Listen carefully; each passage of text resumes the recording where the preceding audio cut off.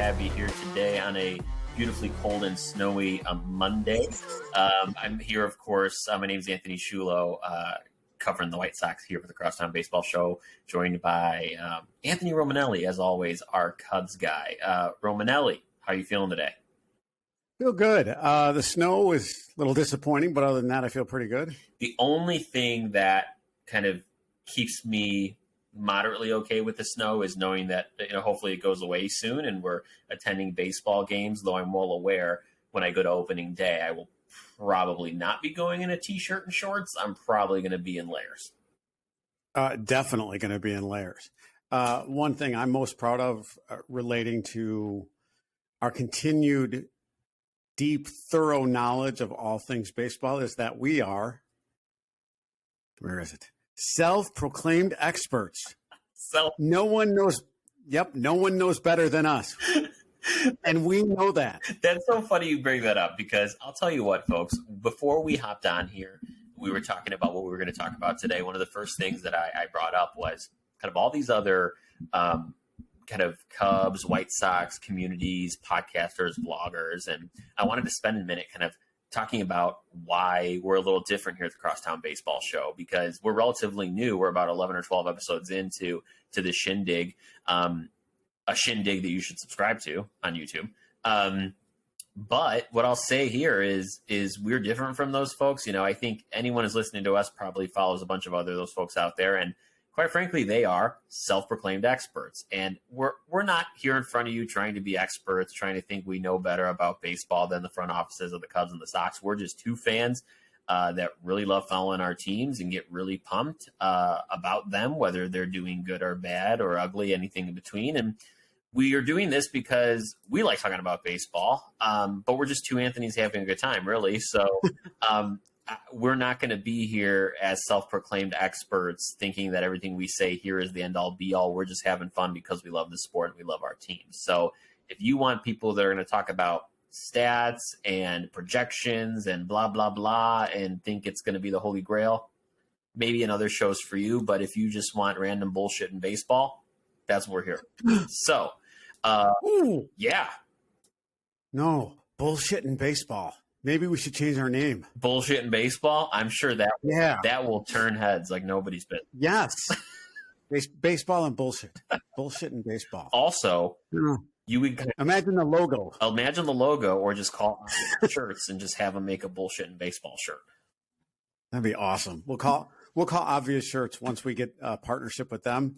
See if they can hook us up. There you go. Well, folks, really good show today because we've been through spring training. It's been a couple weeks. We're kind of at the halfway point, slightly past the halfway point in spring training. So I thought it'd be cool to talk about today, Romanelli, just how we would really craft the 26-man roster for both the Cubs and the Sox. We get to this interesting point where, and it's already happening for both teams, where once you get towards the middle of spring training games, middle of March, you start to see those roster cuts. People either, assigned to minor league camp, assigned to the minors, or just cut and released altogether. And we're starting to see some of that for both of these teams. So I thought, before we get into some exciting stuff over the next couple of weeks, let's take a pit stop and just talk about who we would put on our 26-man roster if camp were to get out today. And so let's start with the Cubs. I think that's a great place to start because, quite frankly, there's a lot of question marks there, a lot of people trying to make a team and kind of cement themselves as the future of the Chicago Cubs. So I think what we should do, Romanelli, is let's start kind of with one, I guess, player position group. And so by that, I mean, let's kind of start with pitchers, then we'll go to position players. So let's start by kind of, before we even go into your list and like dissect all these players here, want to give listeners just a sense of how the roster construction works if you don't really know too much about it. So major league rosters are made up of 26 players. So going into opening day, teams will be required to fill out a 26-man roster. The 26-man roster obviously does not include anyone who is taking up DL time. I said DL. Wow. IL time. How about that for a throwback? Right. So IL time, if you're on a 60-day or a 15-day DL, you don't take up a 26-man roster spot. And how this works is you can have, as part of the 26-man roster, up to 13 pitchers, no more than 13. So, like, for example, for my exercise, I did 13 pitchers, 13 position players, and that's kind of how I broke it down. So why don't we start with the Cubs pitchers? Romanelli, if you're creating this roster today, which 13 pitchers are on this team, and kind of break it down by rotation bullpen for us? Sure. If I look at starters right now today, focusing on the two in the today, sadly, my guy, he's not going to be my number one. He can't be. So I've got, in this order, I've got Stroman, Talon, Steele, Smiley, and Wisniewski as 1, 2, 3, 4, and 5, and most likely in that order. We'll see what happens when Hendricks comes back, but nobody knows when that's going to be. So those are my 5. So let's talk about that 5 for a second. So first off, I noticed that you're kind of you're essentially giving up to me in our bet, and you're saying Stroman's going to. I am. I am. It's way early, but unless, well, Steele's not even pitching, so I have no leg to stand on. Very true. I have nothing. And I'm not, and I can't be like, well, what about this guy? No, because Steele's my guy, and if he goes down, I'm a dead man walking. So let's talk about this guy, because there's one person on this list that, when you look at what they've done in spring training so far, I found myself watching their appearances and going, this guy, and it's Hayden Wesneski. I mean, he has been impressive. Yeah, he's got an ERA under 2, if I'm not mistaken. Well, specifically, he has an ERA of 0.00. Yeah, which would be significantly further than under 2. I just right now he's pitching out of his mind. So does he become your opening day starter? I mean, I don't even know if you could do that. Opening day starters are weird. I think you know this, I know this. Like, there's 2 things with opening day starters. There's actual performance, and then there's like that veteran presence and that leadership role that usually comes with the number 1 ace or opening day starter. And I don't know that they would do that to Wesneski, but when you look at Wesneski and what he's done this spring, as I just mentioned, I mean, he's got a 0 ERA. But this guy's pitched 8 2/3 innings, 11 strikeouts. Yeah, that's just insane. And to your point about, not trusting him with the ball on opening day and the veteran presence in Stroman, that's why I believed Steele could have been the dark horse. He's a lefty. He'll be going up against the lefty in the opening day against Milwaukee. So I was like, let's go lefty. Steele is still my guy if he gets healthy, but I'm worried, and I know it's only March 13th. But to be out and not even heard from, at least Hendricks is heard from. You're hearing a little bit about it, but you're not hearing anything about Steele right now. So those are my 5 in that order. But like you said, Wisniewski has made a name for himself and then some. Yeah, absolutely. So it's my understanding. I mean, last time he pitched, I believe, and I'm talking about Justin Steele here, is the last time he pitched was in that a couple innings in that no-hitter game in school. Correct. And you're right. I kind of am looking it up now, because now I'm kind of wondering why we haven't heard, but we really haven't. And no, he hasn't been on TV. You've heard nothing from David Ross. You've heard nothing. That's very shocking. Usually they're really good with at least telling you a guy, hey, we're resting him for a week, yada, yada. He's got a, dead arm, whatever it is, but very odd. Yeah. Right now he's not on anybody's radar. And that concerns me. Absolutely. I don't blame you one bit. So, when you go through this list here for you, we have obviously Stroman, Tyone, Steele, Smiley, and Wesneski. And so here's my question for you, is because one guy is not on this list for obvious reasons. It's because he's going to be injured to start the season, and that's Kyle Hendricks. So let's fast forward and say Kyle Hendricks comes back end of April, early May. Who are you dropping from this list of 5? If all, and and now let's make it tough now for you. If everyone here is pitching moderately well, who are you dropping? Smiley. even though Smiley. Even though he's your lefty, he was the one who was getting eaten up by Rios early on. He had last year's highest ERA. To me, it's Smiley, even though they paid him $9 million a year, something like that. Well, yeah, about that from what I recall. But if you do look at what Smiley's been doing this spring, I mean, I think I'd have to agree with you. I mean, he has a over 5.5 ERA. He's given up 15 hits in 8 innings. I mean, that doesn't look great. So no, so he's first one out the door. Absolutely, no, I couldn't agree with you more. So going into opening day, those 5 look really solid, but I think you have even more question marks in the bullpen. So what did you get to when you got through the bullpen?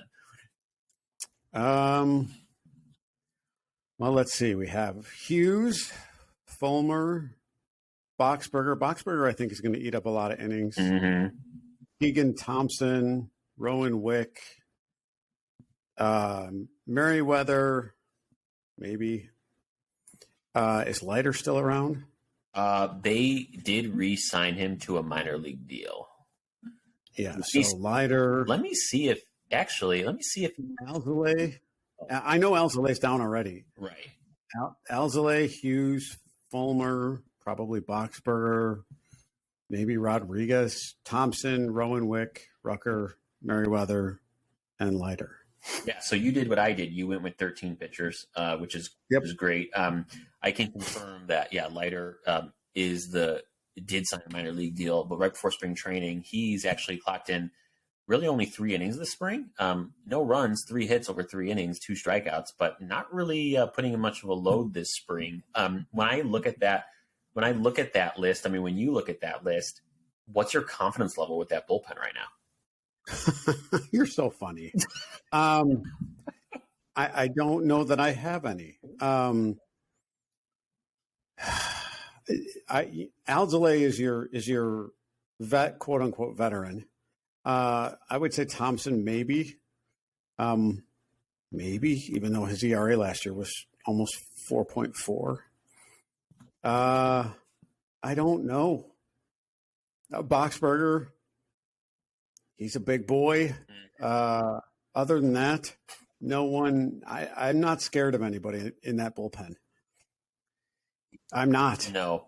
I mean, this is one of those areas that, and we'll talk about this, I feel like, when we're going through the Cubs position players, but we've talked about it on and off, not even here on the show, but offline, about if this rotation, when you're looking at the likes of Stroh, Tyone, Steele when he's healthy, and definitely Wisniewski, if they're pitching at a high level and they are holding teams' offense down, and your offense only needs to score 3 or 4 runs a game, that's all fine and well. But it's when you get to the bullpen that really starts to crumble. And I could see this bullpen, the one thing that they massively reinforce if they get to July and the trade deadline, and they're actually making a surprise push, because it is not going to cut it, I don't think. I don't think so either. For all the focus on, okay, we need to get better as a team. So they go out and they sign Swanson, but they still haven't inked Happ, or they haven't inked Horner. Here's the problem with that. You're waiting to see how they perform, right? Mm-hmm. So as Cubs management, if your bullpen doesn't hold up, and that then begins to bring down the vibe in the clubhouse, you're not going to keep Happ, and you're not going to keep Horner, and it's going to be a continuous rebuild. Did you put too many eggs in one basket in Swanson? And when Swanson, and yes, he's going to be there 7 years. So let's say he plays 5 solid years. You really realistically do want to sign Horner. You know that. So get it done already. I do think that there's something to be said for having the confidence that you're going to be part of that future. Right. And when you have a bullpen like this and nobody scares me, I don't know that does a lot for the confidence of the collective team overall. Now, they've won 10 of their last 12 or whatever. again, now if we look at them winning 10 of their last 12, what percentage of those 10 games were the starters in for the full game? 0, right? So you win 10 to 12 games with them, with your starters playing 4 for everybody else playing 4 a spot. So if they get that spot, then you hope that they can keep it up. Because right now they're busting their tail to get onto the team. Mm-hmm. Now, once they get on the team, they're like, oh, thank God, I don't have to perform anymore. No, that's when the game starts. Right. So that's when it, play like I joked online. I'm like, we're 9-0 in the last 9 games. None of that matters. So have a strong bullpen when it matters. I'm going to say this now. David Ross is on a short leash. I've said it before. I'm telling you, because they did all this stuff with getting, and we'll get to the projected lineup, which still doesn't scare me a whole lot. And then Jed saying, well, I did this. I got you all this stuff. I don't know. I like Ross as a manager, but it's Jed I don't like. And I've said that from the beginning. But because of that, somebody's going to end up having to be the fall guy. And I know it's only the March 13th. And I'm like, Jesus, it's doom and gloom. Because that's not the case. And that's not my hope. I just want them to be competitive. And again, I've said it forever. Get to 500 this year. I'll be happy. Mm-hmm. Right now, they're not getting there. Well, so you bring up a few interesting points. I want to go back to the bullpen thing for a second, because you are right. It's not scary, obviously, but here's something that is interesting. And this is the first time, and I am going to be positive on the Cubs for a second, shocking. But one thing that I am impressed with this team that you and I both know the Cubs haven't had. I mean, you go back to the years of, Chris Bryant, Javi Baez coming up when Ian Happ first came up, Schwarber, they had, position players out of the wazoo, 0 homegrown pitching talent. And that is completely flipped now. I mean, we're talking about Hayden Wesneski, who didn't grow up in their system. He was part of the trade of Yankees, or with the Yankee trade to Rizzo. But you go down this list and you're looking at Steele, Wesneski. You're looking at Thompson, Wick, Azalai. I mean, these folks aren't going to come into the bullpen this year and light it up. But I would say their pitching infrastructure is a lot better, and I have a lot more faith in it now than I did even 2 or 3 years ago, which, while this is scary, it gives me a little more confidence that a handful of these guys take a big step this year, and then in 24, you're in a really good spot. I would agree. I think if they take that step, I completely agree. Let's hope that they do, and we'll see what happens. Absolutely. So a lot of question marks there. That's a doozy, that bullpen. I think it'll be interesting to see. 2 things I'm looking for is, number one, who ultimately makes that bullpen, because there's a few names even in here that you didn't even mention, probably because obviously there's only limited space, but 2, there are a bunch of guys that are unproven. Your Javier Assads, Adrian Sampsons. I mean, there's a ton of them. But number 2 is I'm looking at the whole closer by committee versus are you naming a closer thing. And I don't think Ross is going to name a closer. I think it's going to be a closer by committee situation. I agree. Until there's somebody who absolutely proves himself, it will be closer. It will be closer by committee.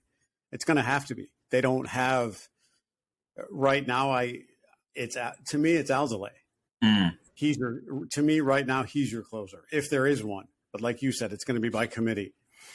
So let's move over to position players, because that's interesting too right now for this team. So kind of go through with us, what the heck are they doing there?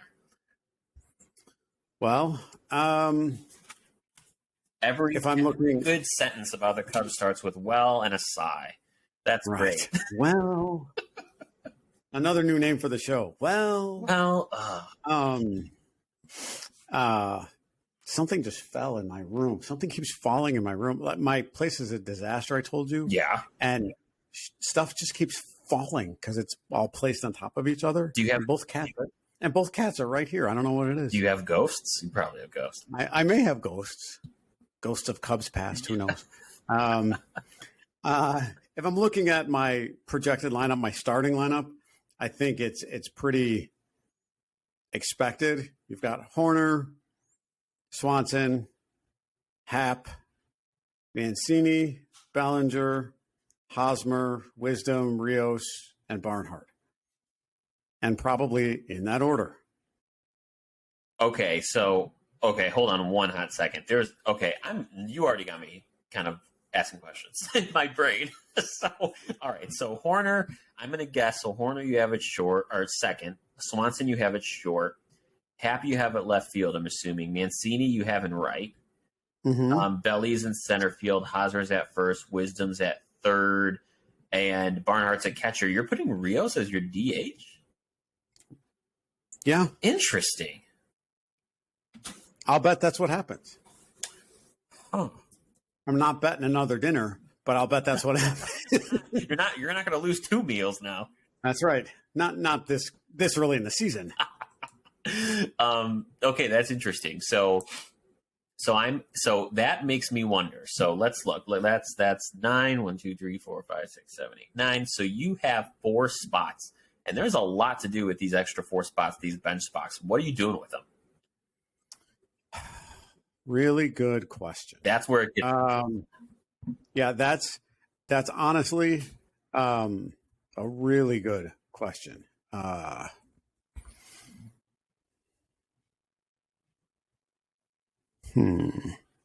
could see you struggled with this because even after thinking about it, you're still kind of torn. Well, I still like Morel, so he's on the bench. Bodie's played well enough to put him on the bench. Oh, okay. I at least right now. I mean, with just sheer performance alone, I mean, you would hope he didn't just catch lightning in a bottle. I mean, I part of me is like, hey, he's back. He worked on some things. He's good bat to ball, doing well. Part of me is like, okay, is he going to go back to Bodie of the last couple of years? And I don't know that I'm sold yet. I don't know that he's going to go back to the Bodie of old. I think he's having his, what I'm going to call Ian Happ moment. And he is going to bust his tail and end up on that bench. Will he perform? Who knows? But that's who I see. Who else I see? Jan Gomes is your other catcher. Right. Right. Who else do we have? So you have then on the bench Bodie, Morel, and Gomes. So you have one more spot. Good question. Velasquez, maybe? Yeah, I mean, so, and mind you, folks, while we're talking about it, let's just be mindful of anyone on the IL. Seiya, Suzuki is on the IL, so right. Spots is only available because Seiya is down. So, you really think you would have Nelson and maybe fill some of that Seiya playing time? Yeah, why not? I mean, because honestly, like, who else do they have? I love the conviction. It's like, why not? Let's just play baseball. What are we doing here? Yeah. Who else do they have? That's a good question. I mean, really, a lot of their, I would say just questionable depth. I mean, you look at the outfield options. I mean, you've put all of their outfield options here within their 26-man roster, which is reasonable. Some of the outliers or the little more depth that they have are in the infield. So you have Rios, you have Bodie, they have Zach McKinstry, they have Miles Mastrobuoni, and then don't forget Nick Madrigal. Another sigh. No, no. Actually, I think Madrigal will get more playing time than I think. To be honest with you, I think he will. I think he'll get significant time when. Actually, what he'll end up doing is he'll be the every Sunday player when Horner gets his rest. Interesting. That's what I think. That I believe. He'll be the constant sub. So there was talk about putting. I know you and I talked about this before about putting Wisdom in right field. That scares the heck out of me. I don't love that. I don't at all. I don't see that happening at all. That's why put Mancini in the out and what's his name in right field and just let it lie. So here's, and I don't mean to interrupt you, but before I forget, because I'm looking at it right now, I did pull up spring stats, and I think we both talked about when we talked about standouts and performances last week. We said, hey, we were a little concerned about Morel because he's still only batting .214, with 28 at bats in spring. He's got his fair share of at bats. He does. Edwin Rios has 21 at bats. He's at 190. He's below the Mendoza line. Other than that one home run, couple RBIs, or two home runs, couple RBIs. If it's me, and I don't know how you feel about him, but if it's me, I don't know that I give him a spot if it's at the expense of a Nick Madrigal. I don't know, because they're heavy first basemen. They're heavy. Right. They're just. I don't know either. I don't know what the answer is, to be completely honest with you. And I think it's because we don't know. No one's really, again, no one is blowing the cover off the ball to where that right field position is a given. Or a left field, I'm sorry. Well, actually, Velasquez would play right. It's kind of a crapshoot, to be honest with you. And it's a little scary knowing it's 2 weeks away. Well, I'll tell you this. I think the floor for this team we know is quite low. But I also think if everything's clicking, the floor is higher, or the ceiling's higher than we think. But I think of for obvious reasons, we know where both the Cubs and the Sox are right now, and with their teams and what they're shooting for. This team and who's on this roster, who's getting the most at bats, could change as early as May or June. I mean, I do see this team evolving so much, and even throughout the season, that you could be putting 13 guys on the position player side together right now, and it can change in a month. I mean, I think that's a benefit for this team, because I do think they have a lot of options, but we've talked about it many times. Like, this is not a year where I need to know who my bench is. This is a year of let's get people at bats to know who my bench is in 24. Exactly. And I said that to you early on, that if Ross plays, old school baseball with eventually these guys will catch up, it's going to end up being too late. And I don't want them to be too far behind in April because he's like, well, I'm waiting for the weather to warm up or whatever. Eventually he'll get there. No, like you said, get the guys who you want to see for the following season, get them the at-bats that they need.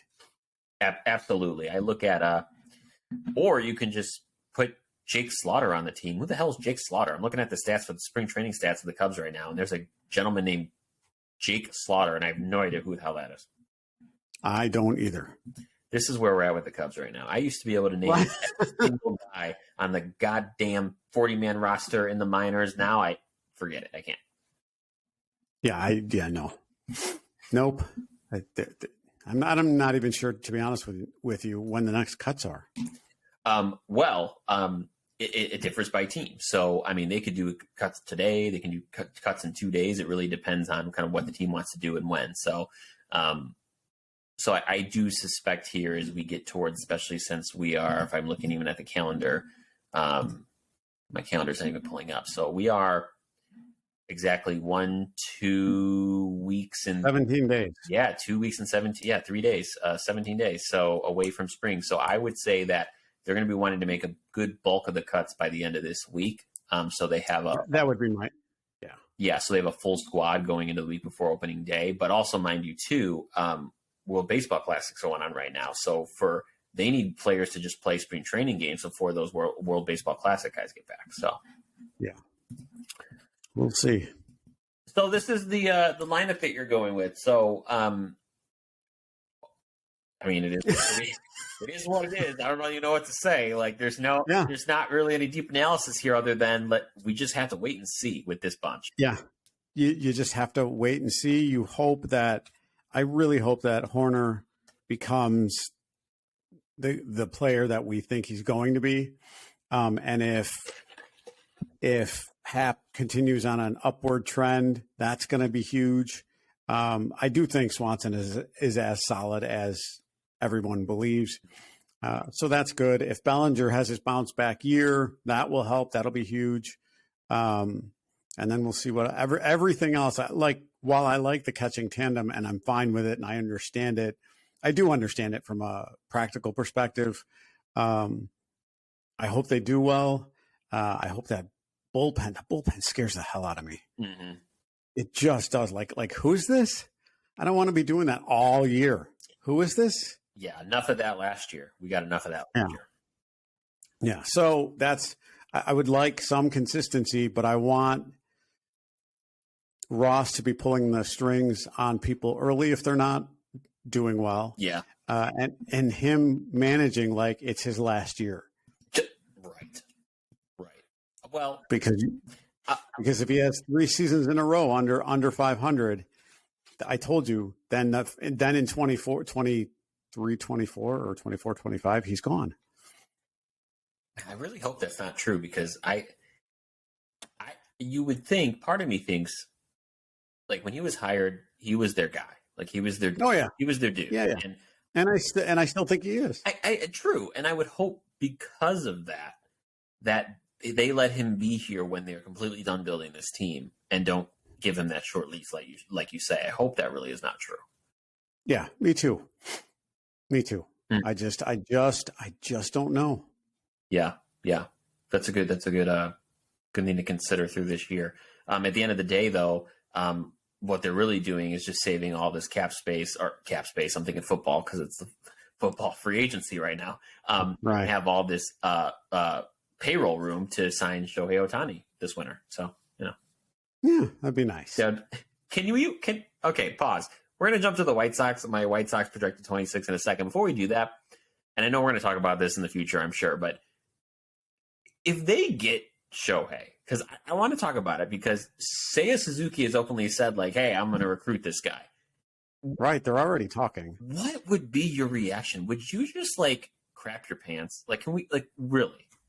I would be, probably a little.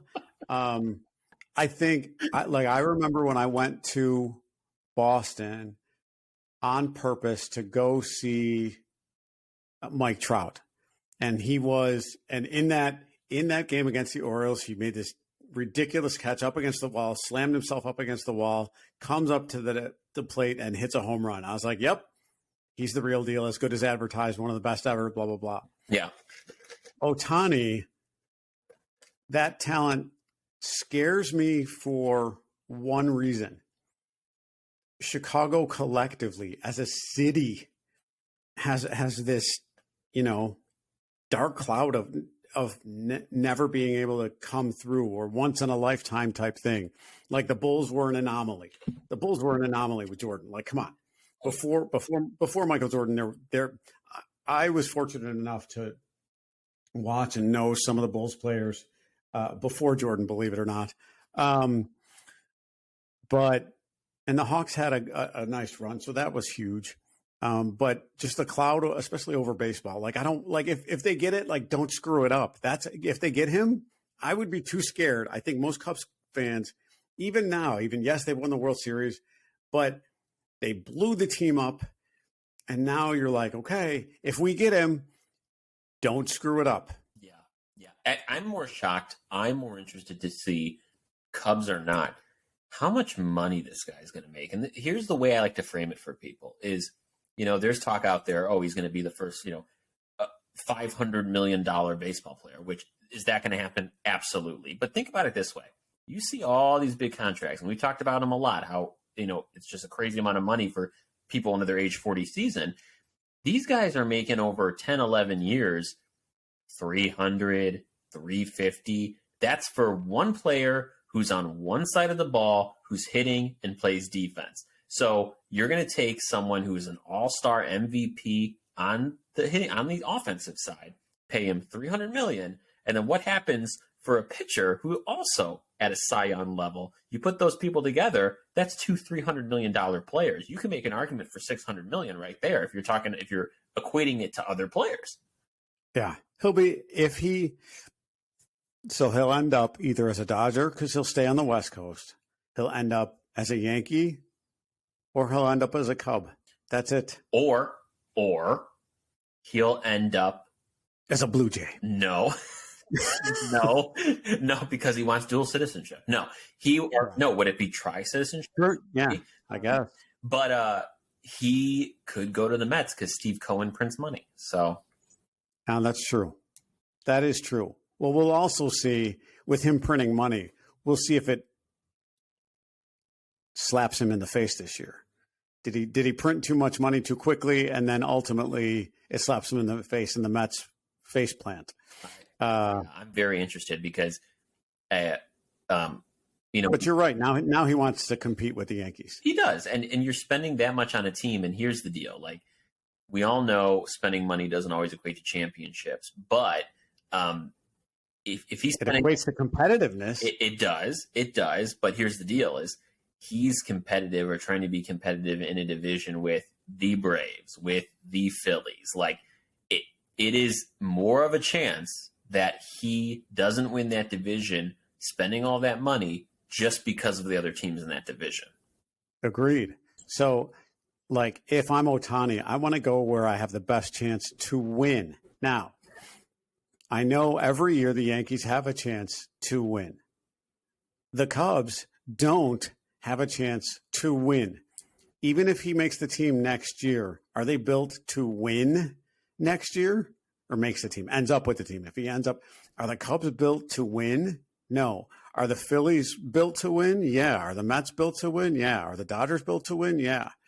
The Cubs, no, they're not built to win. Right now they're building. They're not built to win. Well, that always makes me interested to get into minds of all players because, I mean, you wonder when they're making that decision to sign with a team. Like I look at Dansby Swanson for an example. Like, was he more willing to come to Chicago not only because of Mallory, who plays for the Red Stars, and not only because of that, but did him winning a championship with the Braves make him go, I got a championship, so I will take my risk with the Cubs? Because to me, if you have never been in a World Series before and you've never won a championship, then yeah, maybe you want to be with a team that you know is going to get there. But I do often wonder about, like, what are the priorities of all these players, which are always different depending on the guy. And you may have Shohei Ohtani go, I love everything else about the Cubs. I don't care that they're not there now, but I want to be a part of it when they are. And you just don't know what's in his head right now. Yeah, you're right. The perfect example of not understanding what's in somebody's head is Chris Bryant. You took $180 million and you went to Colorado where there's no one. Yeah. There's nothing. There's nothing there. There's no one there. I'm happy for him if he's happy with the money, but he's never going to win again. Never. No, to this day, I just am so shocked by that. And Chris Bryant seemingly has fallen off the face of the earth, which is just really sad because you and I both can agree that whether you're a Cubs fan, Sox fan, just being in Chicago when he was playing on the North Side, it was great to watch. And it was next level. It was, he was playing on literally a championship level and won it all. And you thought he was the real deal and just everything about him. And then he just fell off the face of the earth. Well, I never wish anyone ill or not be successful. No. I mean, I do hope, and I know we both share this sentiment, is I want him to come out with the Rockies and have an MVP level season because he needs it. Yeah. He just needs it. He does. So on to your White Sox. Yes. So let's move over to the White Sox. I have my list here in front of me. And like you, I'm going to go ahead and start with the pitchers. And I went ahead and opted to do 13 pitchers as well. And I'll start with my rotation. So the 5 guys I have in the rotation, and this is going to be I didn't put them in order of 1 through 5, but I will right now for us. The first one will obviously be Dylan Cease. Who? He never ceases to amaze me. Dad jokes aplenty. So Dylan Cease is my ace. I am going to go with Lance Lynn as number 2. I will do Lucas Giolito in the 3rd spot. I will do Michael Kopech 4, and then I'll do Mike Clevenger 5, and that rounds out the rotation. Now, before we get to the bullpen, with this rotation, I have no doubt, you look at Dylan Cease, you look at Lance Lynn, that they're going to give you, up to anywhere between 180, 200 innings. And I can rely on them for consistency. I think Giolito's in a very unique spot because last year he did have a down year. For those of you who followed the Sox last year, you remember that before the 2022 spring training, Lucas put on like around 25 pounds of muscle. I mean, he was a big dude. Now, if anyone out there, and I'm not one of these people, I just know this because of baseball, but if you're out there and if you're an athletic trainer, you know how the body works. When you put on that muscle, that changes how you operate and move your body, and that changes how your body reacts to certain mechanics. It screwed him over last year. Yeah, it did. It did. It was very evident. It was totally evident. He's already mentioned that he's got something to prove this year. He's doing well in spring training, if I'm not mistaken. Yeah. So I think his mindset has changed. I think he's going to be in a better place, and I think he'll have a much, much better year. Yeah, I'm tabbing him for a comeback year, no doubt about it. I mean, he has a 3.60 ERA right now in spring, which I'll definitely take. 9 strikeouts over 5 innings. That's pretty solid. So I do have him at number 3, but he's someone that I do think he is going to have a bounce back year. I look at Michael Kopech, and I'm going to be honest with you. Michael Kopech, and I don't know if people realize this, but when you look at Michael Kopech and you look at how long he has been with the White Sox, it may surprise you because Michael Kopech, I feel like for a lot of fans, has been that one guy where it's like, oh, he's the top prospect. He's the future of this team. Folks, the future's gone. It's now. He's here. Because if you look, I mean, people don't realize this. He has been with the White Sox, let's see here, since 2018. Yeah. So he's a mainstay. He is a mainstay. Like, he's no longer a prospect, folks. But here's the deal: between injuries, between being on and off the field, not being too consistent, and by not really logging a lot of innings this year, this is the year for him to take that step up. He openly came out and said here in spring that his goal is to pitch 180 innings. And now I hope to God that is the case. Because when you look at the innings pitch that he's had in the last couple of years, it hasn't been great. So in 2022, last season, he did pitch shade under 120 innings, but before that, in 21, 69, 2018, 14. I mean, he's had a lot of ramping up to do, but I don't know if you've seen much of Romanelli, but I'll tell you, this guy, he is an absolute stud. And if he can go out and shove for 160 innings, I'm not even going to do 180. For 160 with the stuff that he has, you're looking at another C-slate pitcher. You really are. And I'm really excited to see what he can do this year. Me too. He's, again, having been the mainstay, that at least in the clubhouse, right. that he has been. I think it's time. It's long overdue for him to have those 160 innings. It's long overdue for him to be the Kopech that everybody has expected for all these years. It's long overdue, and I'm hopeful for the White Sox that he gets there. Absolutely. The last individual in here in my rotation, of course, is Mike Clevenger. So Mike Clevenger this year, I want to kind of go to the stats here because I think he's only appeared in one game so far this spring. The other day, actually, yes, he pitched 2 2/3 innings, 4 strikeouts over 2 2/3 innings, but he also gave up 2 runs, 4 hits. So he is a guy where, when I go back and look at just the body of work for Mike Clevenger. Obviously, he had his best seasons pitching for Cleveland, and he had like a string of 3 years in Cleveland where he was pitching near Cy Young level baseball. I mean, he was 2017, 12-6, 3.11 ERA, 2018, 3.02 ERA, 2019, 2.71, and just fell off a cliff. Yep. Before he fell off that cliff, I was like, I liked that signing. I said it. I was like, that's a good signing. I was excited when they got him. If he comes back to near that form, the White Sox are in that's a good starting 5. That's a solid starting 5. That is an over 81 win season. Easy. Absolutely. When I look at this 5, you can make the case that if all of these guys are performing at their 50th percentile. Okay, so they're playing 50% better than the rest of the league. You put them in the 50 to 80%. This is maybe the best rotation in baseball. I'm not going to dub it that right now, but it could be with the guys that are here. Yeah. Now, I do want to move over to the bullpen because the bullpen has always been, okay, not always, last couple of years, obviously, I say last couple of years, that's been the strongest feature of this team.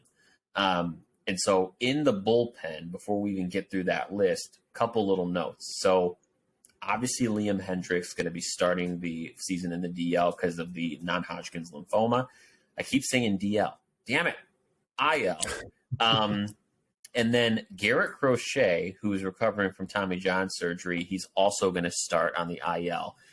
He is, according to Rick Hahn a couple weeks ago, said he's not going to be slated to return until middle of May. So those two guys are shoo-ins to be in this bullpen. But for now, for our 26th on March 30th, that gives us 2 extra spots. So for our bullpen, here's what we're looking at. I'm putting Ronaldo Lopez in the bullpen. Okay. I'm putting Jake Diekman, Joe Kelly, Kendall Graveman, Jimmy Lambert, Aaron Bummer, and then I had 2 spots, and these were the Crochet and Liam spots. Now, these are the spots that eventually, obviously, are going to be occupied by those 2 guys. So these are I call them the let's give them a shot spots.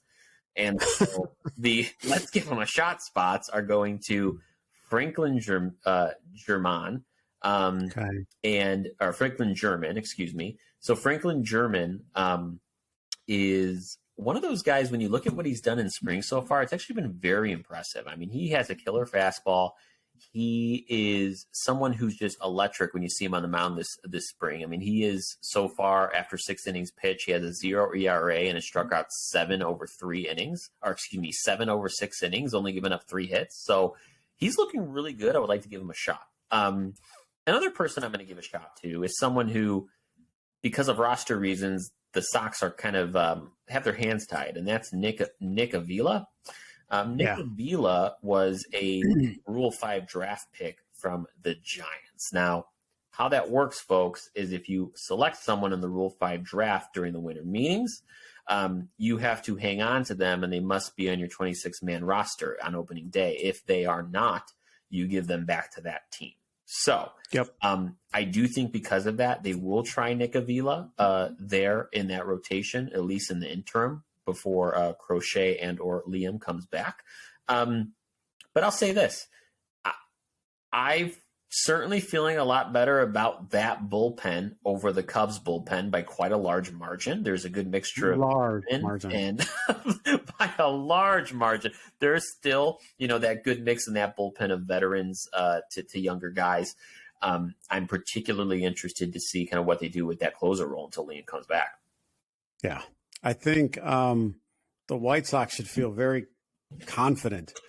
There's a difference between being comfortable and confident. I think they should feel very confident with who they have coming out of the bullpen, starting.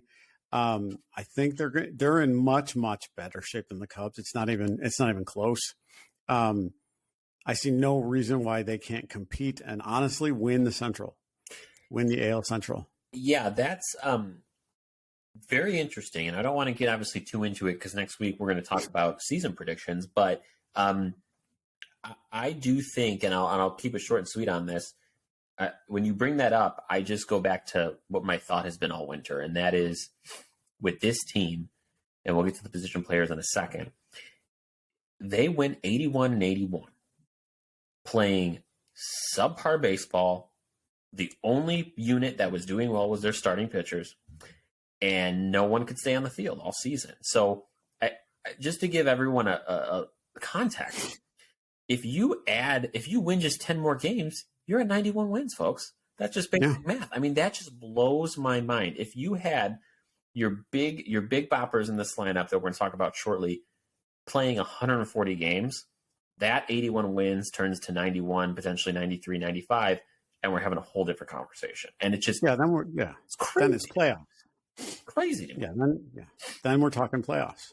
Oh my goodness. Let's move over to the position players because that's where I think this gets very interesting, and we're going to have the bulk of our conversation here because this is a team that, as I just alluded to a second ago, all things with health go well, people stay on the field. I don't have many worries and qualms with this group. And so let me kind of go through the 13 position players that we have here.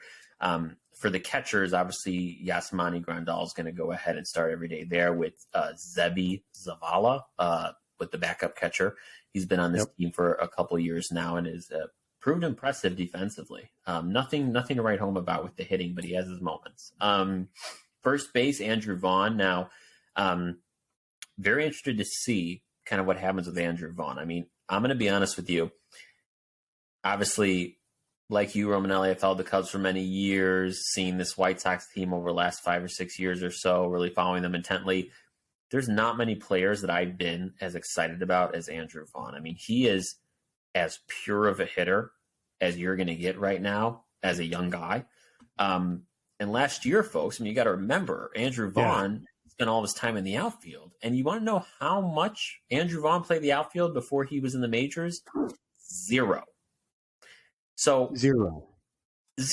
And I don't know about you, Romanelli, but can you imagine if you're a player in the majors, young guy, that your first year playing a full season in the majors, you have to put so much energy into learning an outfield position, which is an entirely different world, and how much that must take away from you working on your hitting and being in the right state of mind to focus 100% on hitting. I mean, I do think with this move to first, it's going to clear his mind. He's going to focus less on his defense because he's not learning something new, and he's going to be able to hit like a beast. And I'm so excited about it.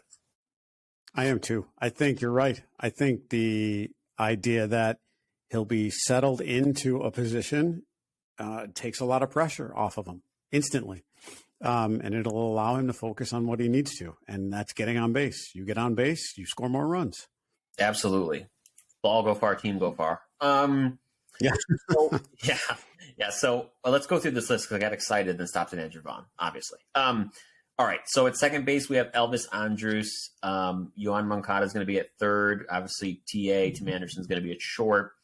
Andrew Benintendi, new White Sox, is going to be in left field. Luis Robert Jr. Love that signing.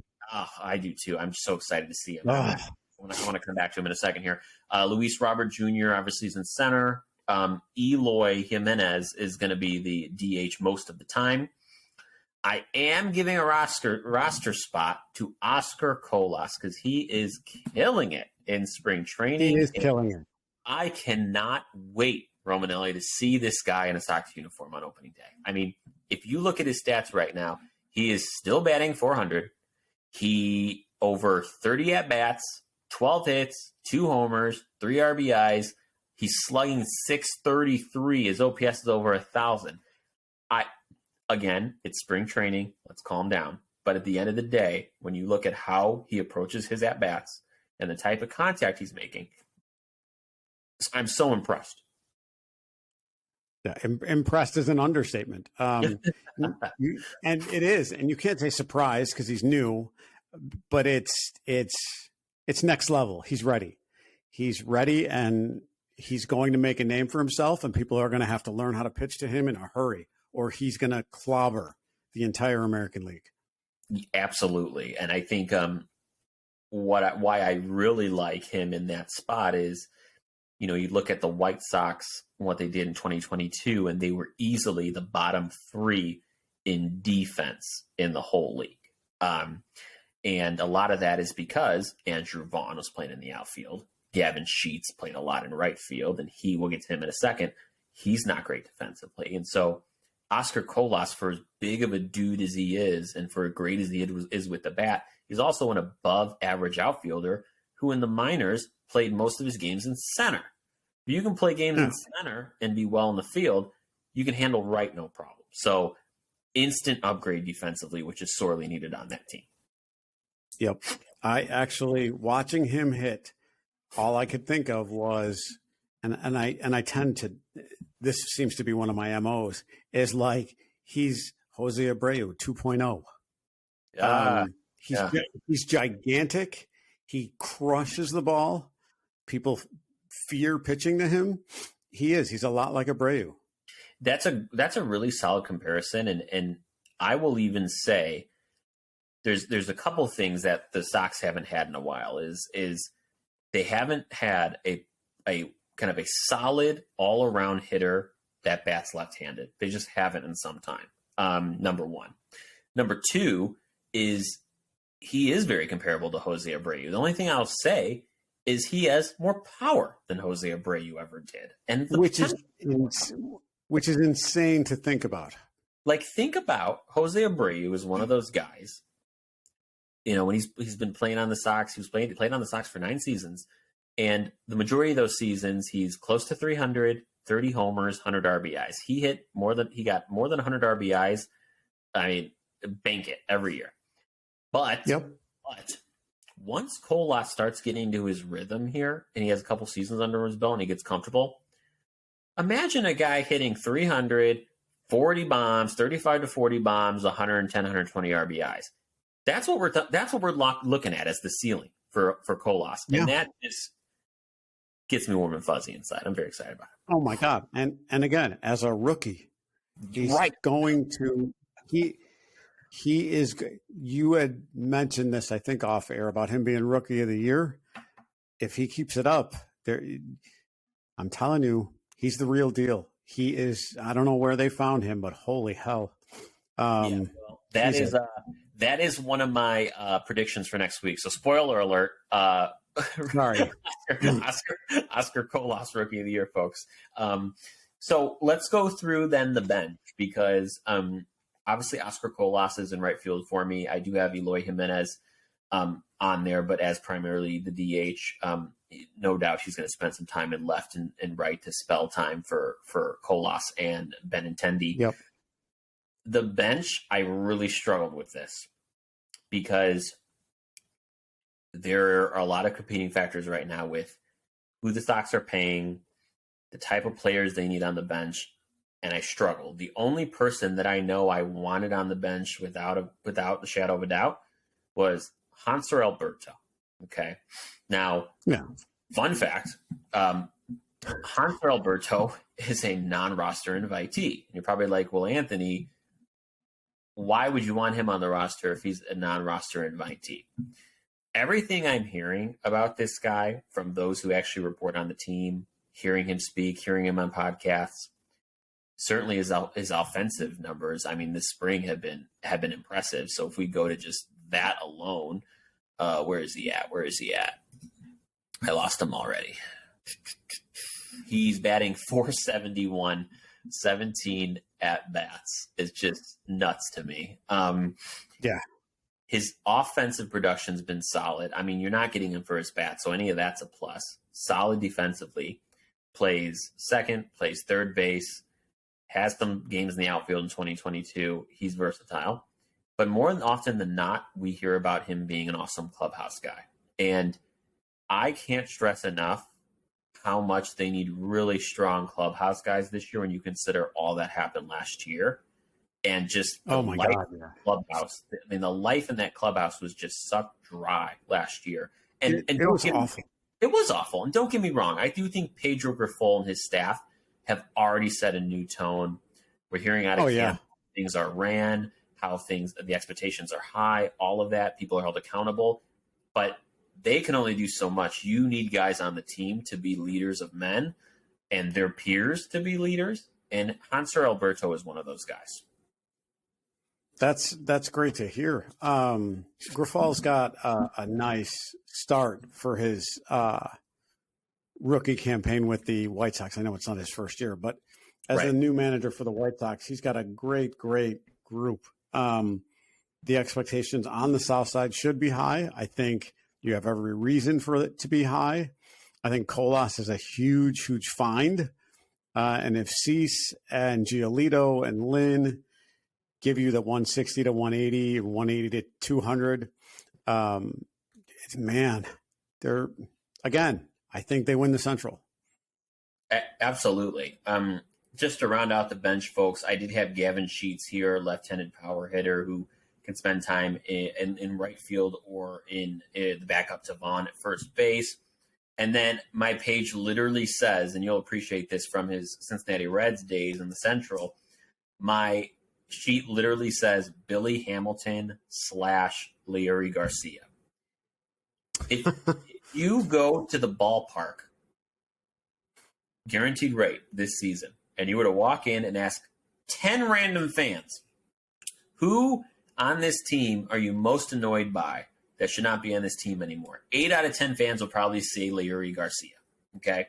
Because he played way too damn much last year because everyone was injured. He swings at everything. He has his moments. I get that, whatever. But they also, this offseason, gave him a 3-year deal at $5 million a year, okay?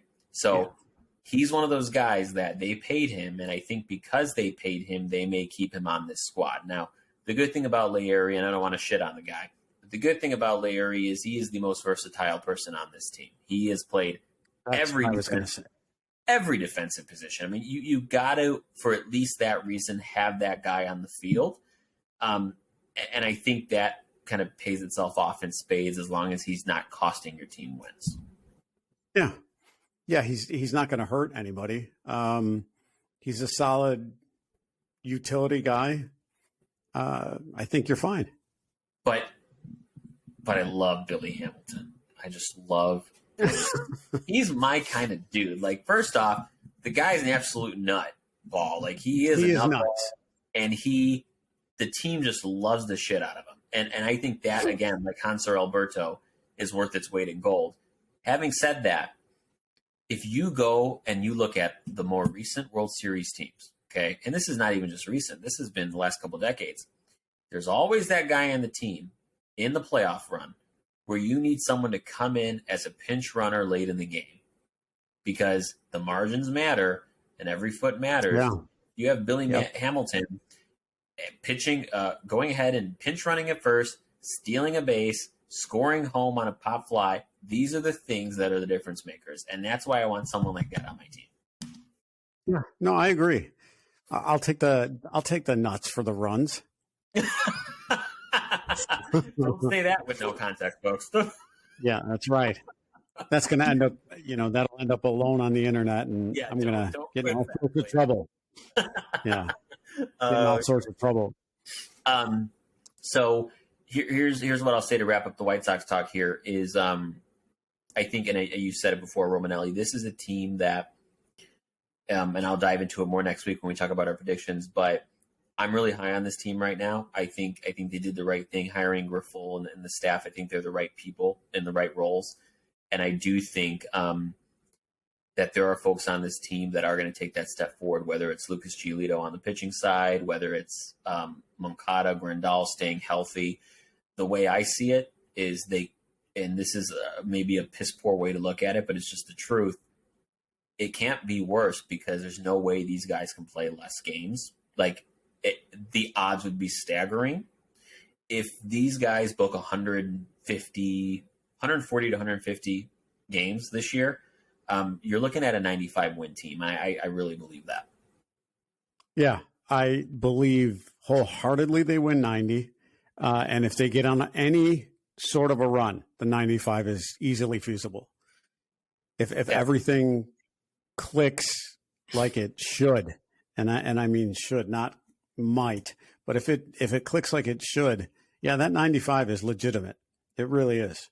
And I hope they do well. They'll be fun to watch. We'll see what happens.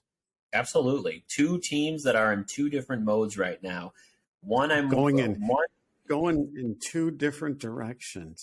Absolutely. Passing each other like ships in the night. Yikes. Watch out for one of them sinking. Yeah. One of them sinking. Oh man, don't say that. You give it'll be okay. It will be. I'm high on the Cubs merely because I think they will surprise some people. I said if they go 500, I will be happy. If they get to 85, to me, that'll be huge. Oh yeah. If they get to 85, a lot of things have gone well, and you're closer to getting back to the playoffs and contending than you think. Yeah. Wow. And 85 might win that division because except St. Louis is always just annoying. Well, I'll say somehow they're annoying. They are annoying. That's what they do. They're good at being annoying. It's the Cardinal way. But what I will say is, and this is something we can get into next week, but just as a little bit of a preview, I'm very interested to to see how that balanced schedule affects kind of the records between teams in the same division, because you're playing your folks in the division a lot less. You usually would play them 19 times. Now you're playing them 12 or 13 times. So your ability to get through that division really rests in the hands of folks outside your division. So how that dynamic's going to work, I'm very interested to see. Yeah, me too. I'm not sure if I like it. I mean, from a baseball perspective, the opportunity to play every team, I get that, and I like that. Yeah. But part of, at least for me, part of the fun is the grind between, and the rivalry between those teams. When you take 6 or 7 of those games away, the rivalry means much less.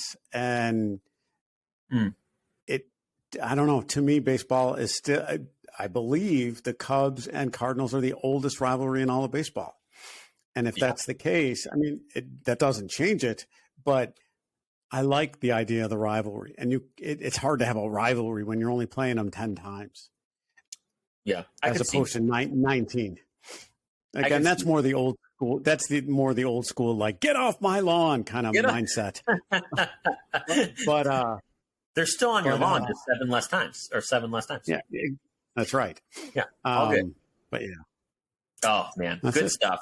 Good stuff, folks. Yeah, Next week, we are going to have a really fun show because Romanelli and I are going to give you, for our respective teams, our 2023 season predictions. And we'll also sprinkle in some MLB-wide predictions, as well as who is going to win each division in baseball. So that is one you're going to want to watch.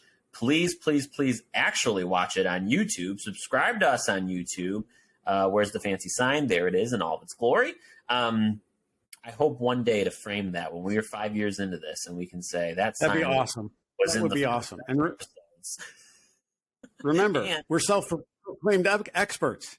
We are self-proclaimed experts. So come hear the self-proclaimed experts give you season predictions next week. Stay tuned for that. Again, please subscribe to us on YouTube. You can listen to us wherever you get your podcast. Please like, subscribe, review, and just reach out to us if you want to talk baseball, because, hey, we love doing that. So until next time, folks, go White Sox. Go Cubs. Take care, everybody.